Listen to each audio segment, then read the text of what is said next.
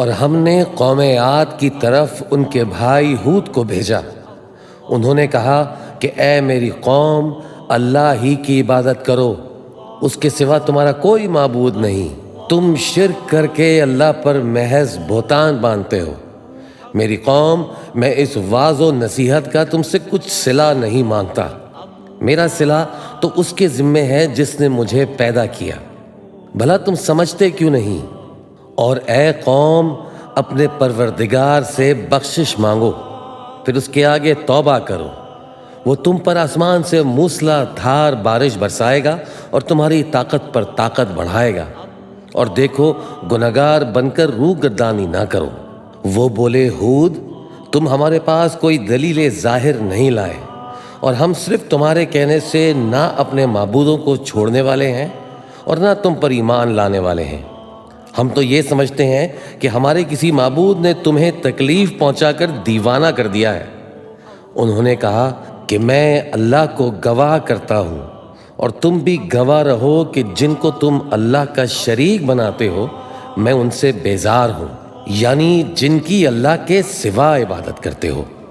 تو تم سب مل کر میرے بارے میں جو تدبیر کرنی چاہو کر لو، اور مجھے مہلت نہ دو۔ میں اللہ پر، جو میرا اور تمہارا سب کا پروردگار ہے، بھروسہ رکھتا ہوں۔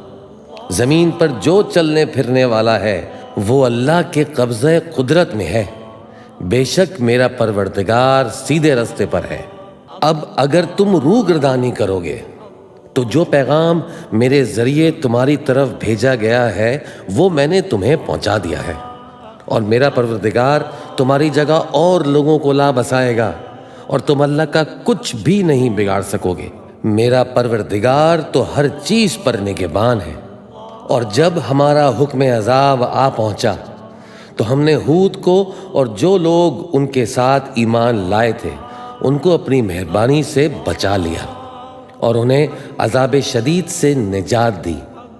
یہ وہی قوم عاد ہے جس نے اللہ کی نشانیوں سے انکار کیا اور اس کے پیغمبروں کی نافرمانی کی، اور ہر سرکش و متکبر کا کہا مانا، اور اس دنیا میں بھی لعنت ان کے پیچھے لگی رہی اور قیامت کے دن بھی لگی رہے گی۔ دیکھو، قوم عاد نے اپنے پروردگار سے کفر کیا، اور سن رکھو، قوم عاد پر پھٹکار ہے جو ہود کی قوم تھی۔ اور قوم سمود کی طرف ان کے بھائی صالح کو بھیجا تو انہوں نے کہا کہ اے قوم، اللہ ہی کی عبادت کرو، اس کے سوا تمہارا کوئی معبود نہیں۔ اسی نے تم کو زمین سے پیدا کیا اور اس میں آباد کیا، تو اس سے مغفرت مانگو اور اس کے آگے توبہ کرو۔ بے شک میرا پروردگار نزدیک بھی ہے اور دعا کا قبول کرنے والا بھی ہے۔ انہوں نے کہا کہ صالح، اس سے پہلے ہم تم سے کئی طرح کی امیدیں رکھتے تھے، اب وہ منقطع ہو گئیں۔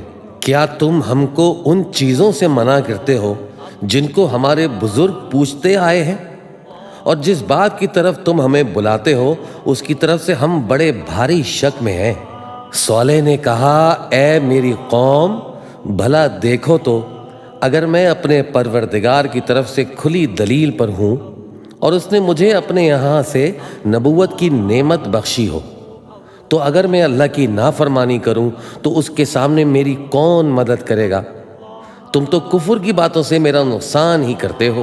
اور یہ بھی کہا کہ اے قوم، یہ اللہ کی اونٹنی تمہارے لیے ایک نشانی یعنی معجزہ ہے، تو اس کو چھوڑ دو کہ اللہ کی زمین میں جہاں چاہے چرتی پھرے، اور اس کو کسی طرح کی تکلیف نہ دینا، ورنہ تمہیں جلد عذاب آ پکڑے گا۔